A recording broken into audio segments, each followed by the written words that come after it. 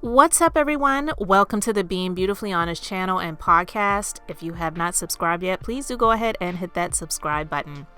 All right, we're going to get into this conversation right now, and this is crazy, but like I always say, we who are in the United States, we live in the Sue SA, not the USA. People can sue for anything at any time, and if someone takes the case on, then it's par for the course, and you just never really know what may happen. But the entitlement of some people is just really crazy. And this story, it actually comes from USA Today, and it's about an employee that says they didn't want a birthday party, but the company held one anyway, and now they owe him $450,000. $450,000. So it happened in Louisville, Kentucky, and it says the next time you throw a birthday party for a colleague at work, make sure they want their birthday celebrated. A Northern Kentucky medical testing company learned that lesson the hard way. In 2019, employee Kevin Burling asked the office manager for Gravity Diagnostics in Covington, Kentucky, not to hold a birthday celebration for him. Being the center of attention caused him immense stress. But the company ignored his request, and Burling suffered a panic attack. The next day, his supervisor chastised him for stealing his coworker's joy and being a little girl. Wow. Burling had another panic attack so severe that he closed his eyes, clenched his fist, and turned red. His unnerved colleagues felt threatened, and the company fired him. Burling sued, alleging the company discriminated against him based on a disability and retaliated against him for demanding a reasonable accommodation to it. After a 2-day trial and 90 minutes of deliberation, a Kenton Circuit Court jury on March 31st agreed with Burling, awarding him $450,000 in damages, including $300,000 for emotional distress and $150,000 in lost wages. The order making the jury award official was entered April 5th. The verdict was first reported on the Facebook page of the Kentucky Trial Court Review. Attorney Tony Busher, who represented Burling, told the Courier-Journal that once the jury got to meet his client in the courtroom, they realized the company's claim that he posed a threat was far-fetched. Gravity Diagnostics outside counsel Catherine Kennedy said it continues to deny liability and is pursuing its post-trial options. Julie Brazil, the company's founder and chief operating officer, said in an email that with ever-increasing incidents of workplace violence, this verdict sets a very dangerous precedent for employers and, most importantly, employees, that unless physical violence actually occurs, workplace violence is acceptable. She said that her employees, rather than the plaintiff, were the victims in the case. As she said, Blackburn 100% disputes the comments Burling ascribed to her. The case was set in motion on August 2nd, 2019, when Burling, a Bellarmine University graduate who had begun working at the company the year before, sorting lab samples, asked Gravity's chief of staff, Allison Wimmers, not to hold its traditional birthday celebration for him. He told her he associated it with bad childhood memories surrounding his parents' divorce. But Wimmers forgot to pass along his request, the company admitted, and when Burling arrived at work 5 days later, his colleagues wished him happy birthday, and at lunchtime in the break room, he was greeted with a banner and a cake. Burling grabbed his lunch and went to his car where he had a panic attack, he said. Though he returned to work, he emailed Wimmers to say he was upset his wishes had been disregarded. Co-workers reported Burling had been sober-faced and quiet, and the next day, his supervisor, Amy Blackburn, summoned him to a meeting to see if he was okay. He explained he had suffered a panic attack because of the birthday celebration. About 1 minute into the meeting, according to the company's account, Burling became very red, then closed his eyes, clenched his fist, and commanded silence while shaking. Blackburn and another supervisor thought Burling was going to hit them, Kennedy said in court papers.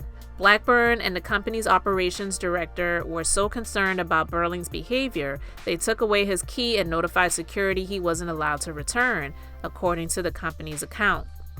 The company's chief operating officer, Julie Brazil, fired Burling, citing its zero-tolerance policy for employees making other workers feel physically threatened and unsafe in the workplace. But Burling and his lawyer offered a different account of the meeting. They said Blackburn yelled at him for having a panic attack the day before, telling him to get over yourself, and chastised him for acting like a little girl, quote unquote. He said that triggered a second panic attack. He said he was able to calm himself but was sent home for making supervisors feel uncomfortable, Busher wrote in a pleading.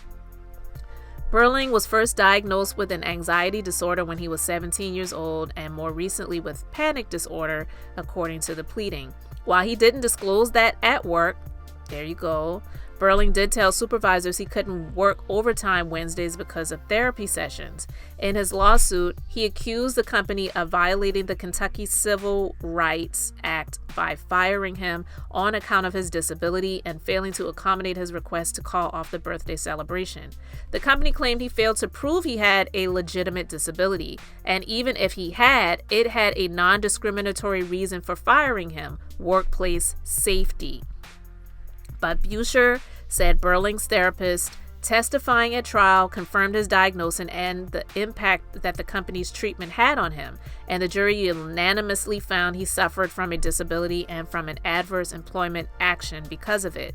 Gravity Diagnostics says on its website it is a state-of-the-art accredited laboratory licensed in all 50 states and serves more than 1,000 customers from small private practices to universities to Fortune 500 companies. It claims to have processed over 3 million COVID-19 samples.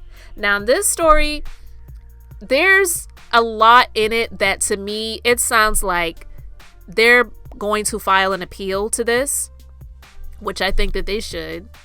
And myself being an employer, he could say to someone that he couldn't work overtime on Wednesdays because he had to go to therapy sessions. Therapy for what?